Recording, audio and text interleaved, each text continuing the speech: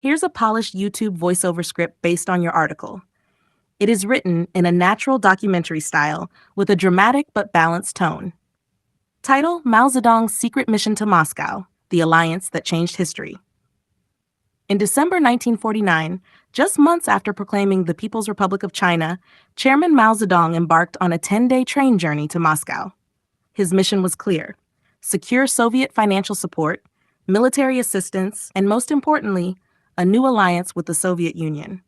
When Joseph Stalin asked Mao what he wanted from the visit, Mao gave a memorable reply: something that not only looks nice, but also tastes delicious.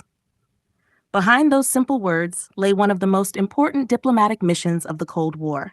Mao arrived in Moscow on December 16, 1949, and received a formal welcome before meeting Stalin later that evening. While the ceremony celebrated China's communist revolution, the real challenge was still ahead. Mao wanted to replace the 1945 Treaty of Friendship and Alliance, an agreement Stalin had signed with Chiang Kai-shek's nationalist government before the communist victory. To Mao, the old treaty no longer reflected the new political reality. Stalin, however, was reluctant. He argued that changing the treaty too quickly might encourage Britain and the United States to reopen sensitive territorial questions linked to the post-World War II Yalta agreements. Instead, he suggested keeping the existing treaty while making practical adjustments behind the scenes. For Mao, this was far from the outcome he had hoped for. The negotiations soon reached a standstill. Although Mao attended celebrations marking Stalin's 70th birthday, he privately expressed frustration, saying he had not traveled all the way to Moscow simply to attend a ceremony.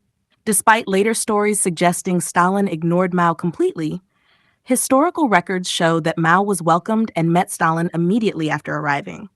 The real problem was not the lack of meetings, it was the lack of trust. Both leaders were cautious. Stalin expected Mao to state his demands openly. Mao waited to see how much Stalin was truly willing to offer. The breakthrough finally came after Chinese Ambassador Wang Jiaxiang made it clear that Beijing wanted the old 1945 treaty abolished.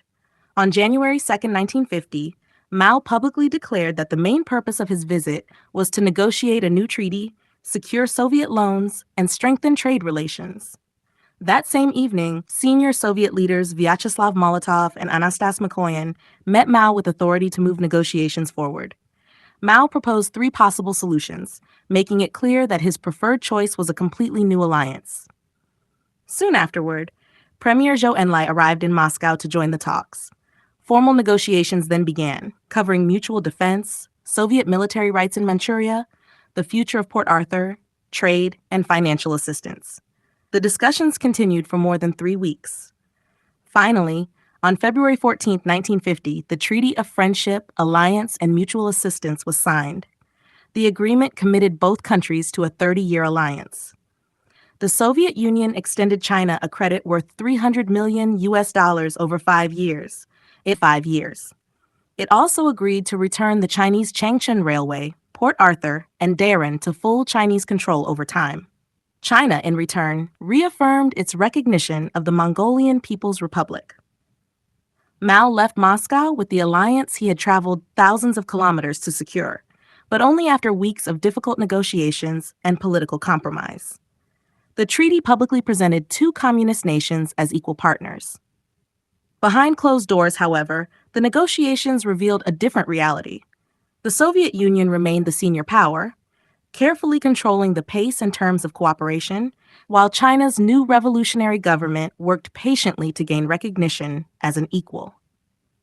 This meeting between Mao Zedong and Joseph Stalin would become one of the defining diplomatic moments of the early Cold War, shaping relations between the world's 2 largest communist powers for years to come.